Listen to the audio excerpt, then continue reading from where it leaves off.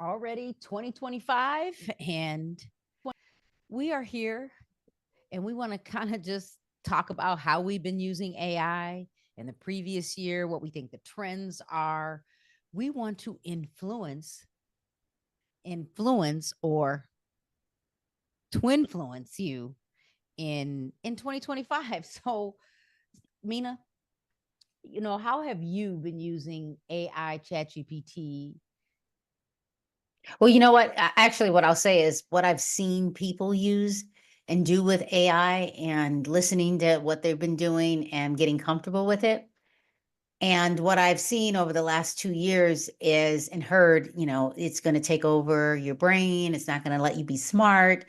And then I've had the extreme opposite in another organization, another school district, where they fully embraced it and they're wanting the community of teachers and support staff and parents to use it to see what it'll do for you and how it can help you instead of thinking that, what, I don't want to use it. So some of the things that I've seen, something simple like you write an email and you want to respond to someone, but you don't want it to kind of like feel like you're being aggressive or curt or angry, or you want to respond and you want it to be fluid because it needs to go to somebody that will find all your errors and the commas in the wrong place. So you can throw the email response into Chat GPT and say, make this more fluid and use my voice and make it friendly because emails can be misconstrued. Like we read them in the voice that you think that you hear the person talking. So you try to make it like friendly. Like that's one thing that I think everybody should do. It takes less than 10 seconds to have ChatGPT kind of open on the side. Like I have 3 screens right now. So if you have it open on the side, you throw it in, it takes a moment, you throw it back into your email and voila, voila. Like it's So, that I feel like that is something simple. And I'm not saying that I can't just send an email, but one thing that I've noticed is that I will skip a word. I've even skipped words talking because my brain works like sometimes I feel like it's just going. So I'll skip like a word, an article word, meaning is, as, the of, unnecessary words, you don't need right. those. I don't need those words. So, okay, so this is so you've given some concepts of how you've seen people use it. Um, I know how I've seen people use it in real estate, but let me tell all of you how I've been using ChatGPT, AI. You know, Specifically, we can say the last year, but I could probably go back to 2022. Right. So, number one is real estate marketing. Number two is I've been using ChatGPT to help me break down data in the real estate space, but using the data that comes from my multiple listing service. And then number three, I actually used it to edit my Coffee with Carrie weekly read. I'm not finished with the book. It's finished. I just need to edit it. And then I've been using it to think. So, for example, if I'm stuck on something, I've been using it to kind of brainstorm me through certain issues. It could be that I'm trying to think of how I'm going to write another course. And I know you said something important, Mina, like people are there are certain industries or people or groups that might think that AI is going to take over and it's going to not make us smart. But I can tell It you, had already I took had this over. back in high school, I think it would have helped me understand the flow of a paragraph or the flow of a sentence or a verb versus an adjective. Like there are things that I still struggle with Right. in my adult age that I like with Chat GPT. So There, those I could there. I could say those are my top 4, but if I were to go back to 2022 or let's say November 2022 and then let's say all of 2023, I could easily say that in the real estate space, real estate agents they were using it to create their social media content Right. or ideas for social media because you can use not just ChatGPT, you can use Canva, and then also using it to write remarks. Now, I do believe real estate agents should not just have it write the remarks, but give it some ideas to write the remarks and then edit the remarks because you don't talk like that. So those are my ways I've been using ChatGPT and then even Canva because even on Canva, I could just upload all of my listing photos and it'll create a TikTok video and a reel in Right. seconds. So what So are the ways you've been using it? so there's a few that I really like, but there's just one that really intrigued me. And it came about because I was working with some of your industry, real estate, and it was a webinar that I did. And I remember specifically someone saying, I'm afraid to go on YouTube. I don't like how I look. And this person said physically what they don't like about themselves, meaning they talked about their size. And I thought, you are who you are, be beautiful. And I didn't say that to this person, but the question is how do I go on YouTube and I don't like how I look and I feel fat? Like that was the comment. And I thought, okay, so if that's the comment, let's go. What do you want to do on YouTube, and how can I do it? So we went on YouTube. I typed in something that they like to do, and I found the first person that came up was not somebody that was thin, but very well kept, nice outfit on, hair was perfect, but bigger. And she was dynamic. So what I did is I took what that person did. I took a screenshot, like a grab, threw it into ChatGPT and asked this person, well, what would you want to do on YouTube? And then put the image of that person and what they did. And I said, mimic this based on this person's YouTube channel. And then what could I do as a real estate agent? And because this other person was a real estate agent in my industry and in my state, like it gave feedback on what this person could do. And the person was like, wow, like I didn't even consider that. And then because of that, what I did is I took what I was doing on Instagram, threw it into ChatGPT and said, what could I do to improve based on my post and my Instagram reels? And then I even took yours because I knew that was safe, and I did the same thing. And it said that yours was very consistent. The colors flowed, the content flowed, and it gave me a recommendation on what I could do differently. Not even comparing what you were doing, but it looked at what I was doing, and I went, okay. I took the feedback. It gave me feedback where, when we take feedback from, say, you or someone else, you're like either intimidated and you're like, oh, I don't know if I want that. But ChatGPT doesn't the only personality that ChatGPT has, because it's right open, is anything that it's pulling from the internet. It says, I don't have emotion, and it's just giving you facts. I would probably argue that it's taking the feedback and emotions of other people, but what it did is it just told me, here are some things to do. I didn't take it personally. It didn't And have it's any easy emotion not to behind take it. it personal Right, because because it's not human right. yet. Yeah. Oh, dang. So that was the profound piece of, because when people tell you, somebody that you've known for a while, and they tell you, yeah, you might want to consider this, it doesn't feel the same, even though we probably should set aside our emotions. If we ask for advice, that's one thing. But I asked ChatGPT to fully give me the advice. And I was like, wow. So I did that. I wrote some things down of what I want to do differently now that it's, 2025, and Happy New Year. It's going to give me perspective. So that's one really big thing. And the other one, and this one I think you'll agree on, is finding either data that's a PDF or a screen grab or an article and deciding whether it's worth my time. Like So this is something you did in the last 2 years. You've been grabbing articles and what?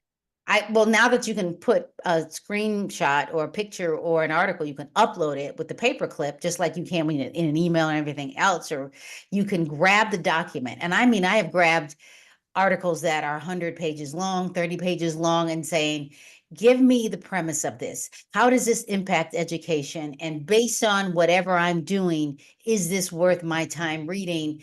And then give me the summary of what happened. And I will say, do it in less than 10 sentences so that I'm not reading a whole bunch of I'm information. going to need the bullet point version, but Right, like or in 10 bullet points, like, so that I can decide if I want to even read it. And is this worth it based on whatever is happening? And it's given me now I read some of it and I'm like, I'm not bothering with this article. I mean, that's like, it's just it's a profound, it is a partner in a buddy and partnering with me and helping me think. Like it's So go not ahead. I wasting was my gonna say, time. so again, so if you were to summarize a year in review, because then we'll move on to the future of what we think AI could be. How would you summarize your year in review when it comes to whether it's ChatGPT, Canva, AI, Midjourney, Discord? How would you summarize your year and how you used it?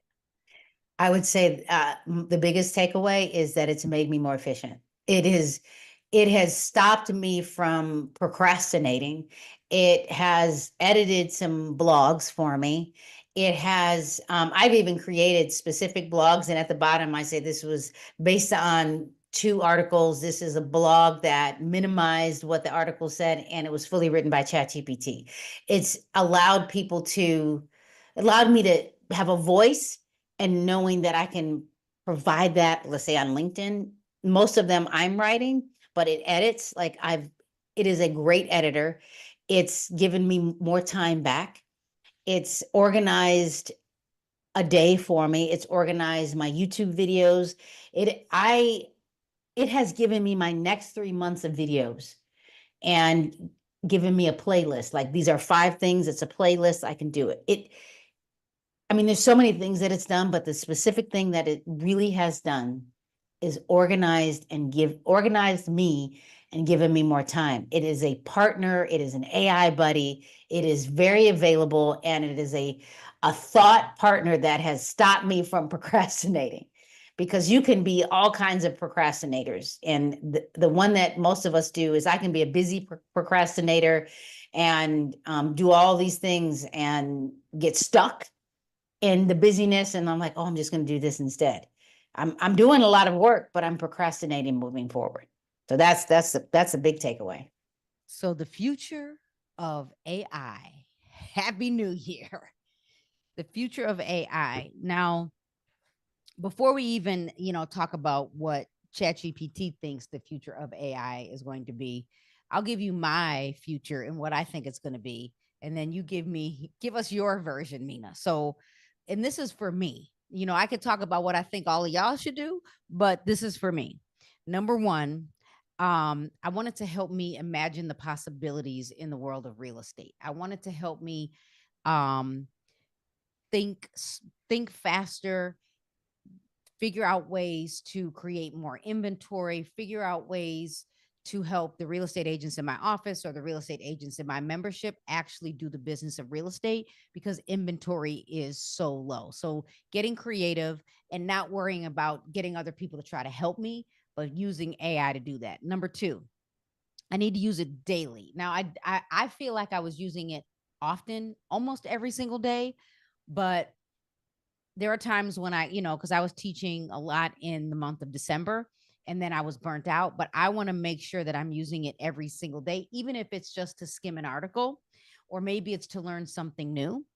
And then number three is I wanted to help me work smarter. And my idea of smarter is let's say I am taking all of the data from my multiple listing service. And I'm not going to say all, but because I have access to the multiple listing service and I want to be an agent that is creating my own inventory, I want to pull all of the what's for sale down off the MLS and I want to scrub it, ask ChatGPT not to share it with the world, the public, scrub it and tell me which would be the ideal property to purchase for someone that wants to become maybe a landlord or someone that might want to do Airbnb, because what ChatGPT can do is go to the city or the village and look up the ordinances to make sure I could actually do the Airbnb. Like, is it close enough to a train? Is it close enough to um, food, restaurants, live, work, play, etc. So I wanted to help me work smarter. And again, my fourth, I'll just say my fourth one would be is help me to track my goals better, because I have a spreadsheet for all of my goals and what I'm working on. And in 2024, I got hijacked. And I allowed the hijack where I ended up working on some other things. But I need to protect my yes. And so how can I do that as my number four? So Mina, what do you think the future of AI would be for you? And I just had ChatGPT literally organize it for me. My biggest one is the role that I'm in and how I can become very efficient. And I use that word a lot, but specifically, and I want to read this, transforming data analytics and decision making in a way that allows me to take everything that I've done for the month and having it organize my brain because, wow, everything that is going on in my brain, I can let it hijack me. So specifically, how can I use data analytics to support the people that I'm working with, the principals and educators? And then how can it help them help the teachers and the students become really good academically? That's one. The other thing is, how can I use it to organize what I want to do for myself? Like finishing my book, like keeping me on task, creating not just a checklist of getting things done so that I am, I have a routine. Like every morning I have a routine and I like to stick to it. And what is that checklist that is going to allow me to become really focused and organized? And then finally, how can it help me be more specific on YouTube and Instagram and creating a space that when I retire that I can consult and be available to the community, because I'm not going to be in administration forever, but giving it a space where it helps me be better at what I'm doing. And it allows me to gain access to help others. I mean, yes, it is a place where it does help you organize so you can make money, but it's not just about making the money. It's about making an impact to support others so that it helps others be better at what they're doing. I think that hopefully that makes sense. It does. So, before we wrap up, I don't know, Mina, if you did this, but I came over to ChatGPT and I asked ChatGPT um, what the trends in AI and ChatGPT will be for 2025 for real estate, business, and education. So I'm going to give you what they gave us as the top 10. Do I think it could have given me more? Do I think if I was a little more specific, it could tailor it to maybe, income driven strategies or social media? Yes. But here's the real estate portion. And still there's 10 for real estate, um, education, and then number 3, business, all combined. So number 1 was hyper personalized client engagement.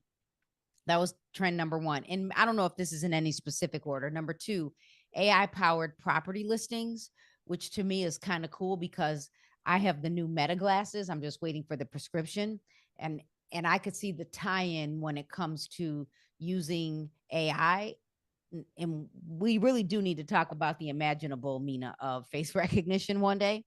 Number 3, Mm-hmm. predictive market analytics. This is ChatGPT saying what I already told you, using, real-time offer scenarios, what some businesses have started pre-pandemic even, but now using it, predictive analytics with AI, automated lead generation and follow-up. This is already happening. I watched someone actually have a live conversation with an AI powered bot. And this AI bot, Mina, literally had a whole conversation with a human to get them to convert to sell their house. And number 5, voice controlled home searches, which to me, I could feel like voice controlled home searches, especially for a real estate agent, would be huge. If I'm out and I have my Meta glasses on and I have my mobile device and I can say, hey Meta, log into my multiple listing service and show me the best houses based on this criteria for this client. Boom, and it just starts talking to me. I, and then, but for the consumer, this is why, Mina, I truly believe real estate agents that are stuck on using older systems and they won't change are going to either retire or get replaced, because a lot of the stuff is being built for the consumer, and the consumer is probably looking to buy one house. A seller is looking to sell one house. And so they're going to go to the public systems faster than our systems because it's built faster. Now, here are the Yep. business trends. AI driven, this was number 6, AI driven branding and marketing.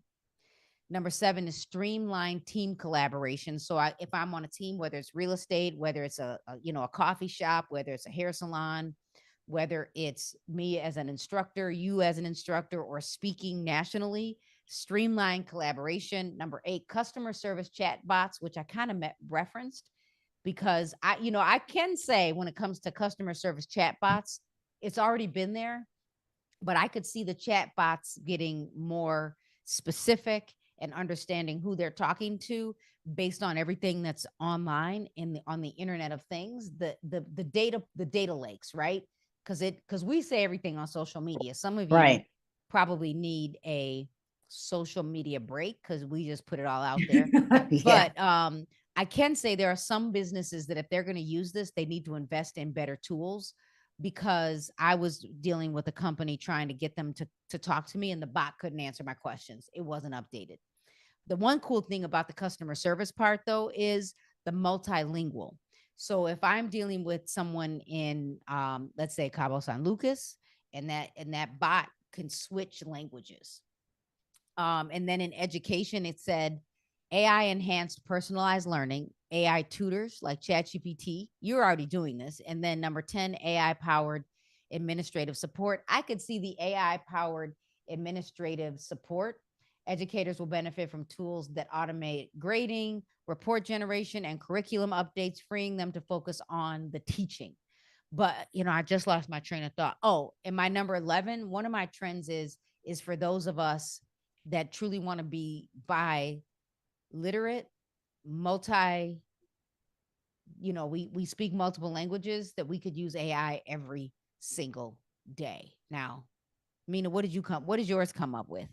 Okay, so first of all, I just want to say that that last one, your number 11, I drove all the way to work and I had ChatGPT talk to me with using the voice recognition, the voice response, and said, let's just have a conversation for the next hour teaching me phrases in Spanish. And like it did that.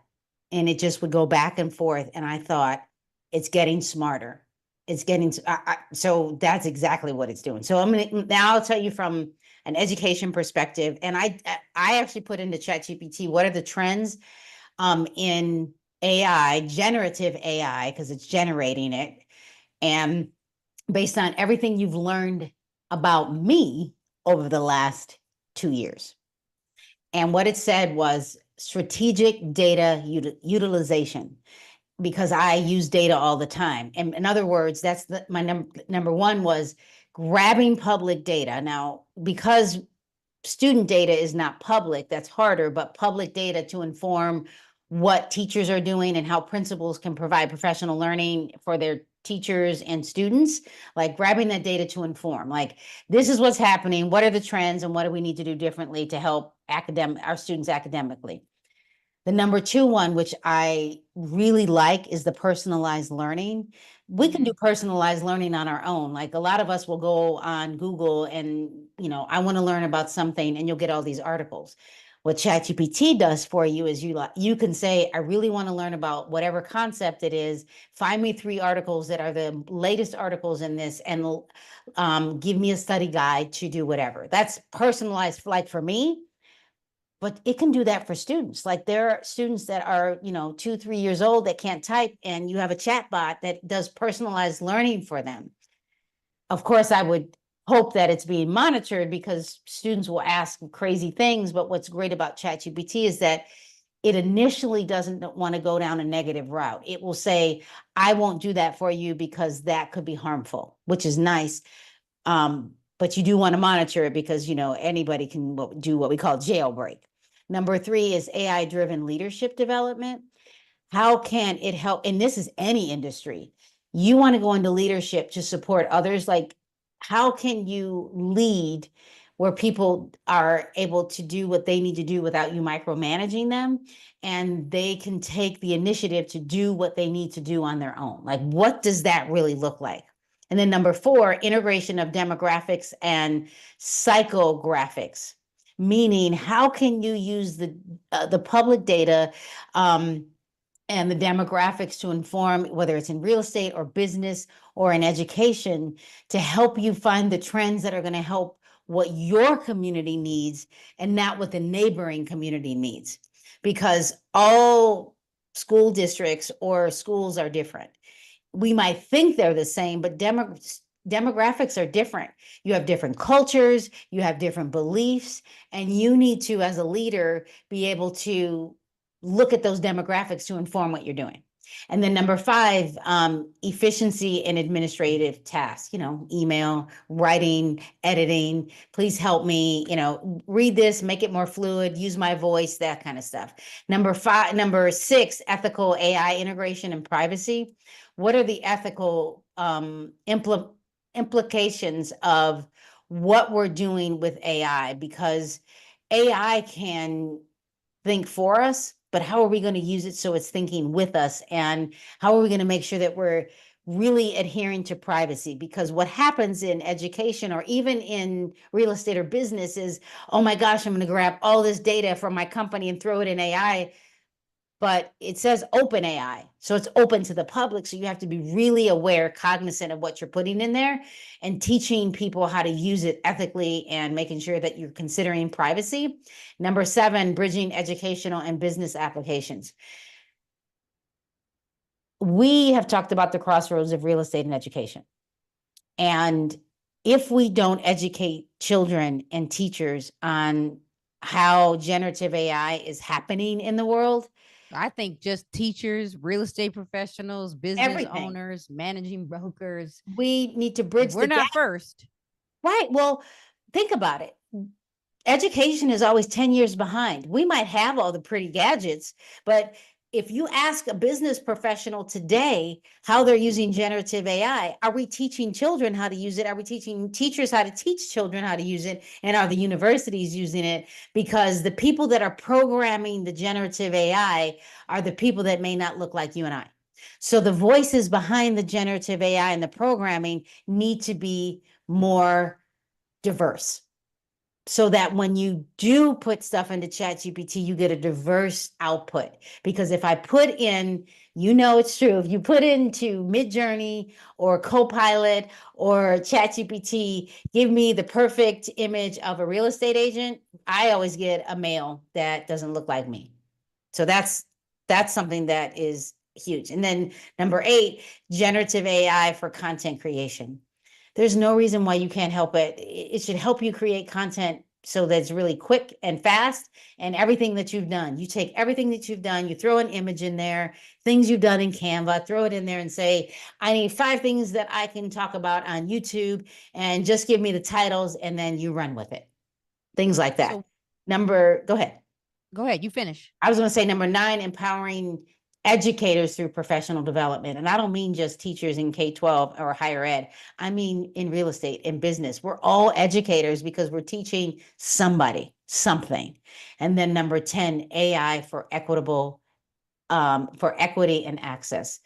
We need to make sure that the economically disadvantaged or have access to it, because Silicon Valley, those students are probably using it in the classroom already. We know that in Japan, they're using it. Japan has the highest scores academically in mathematics and technology and science. And they already are allowing and giving access to their 3-year-olds. And we don't necessarily do that because we have these beliefs that are ingrained in our brain that we don't want to mess people up, instead of saying, let's try it, and then come up with a way to integrate what's happening so that we can change the world. And yes, know that there is the complete opposite, and then how are we going to mitigate or lessen the bad stuff that could happen. So those are my 10.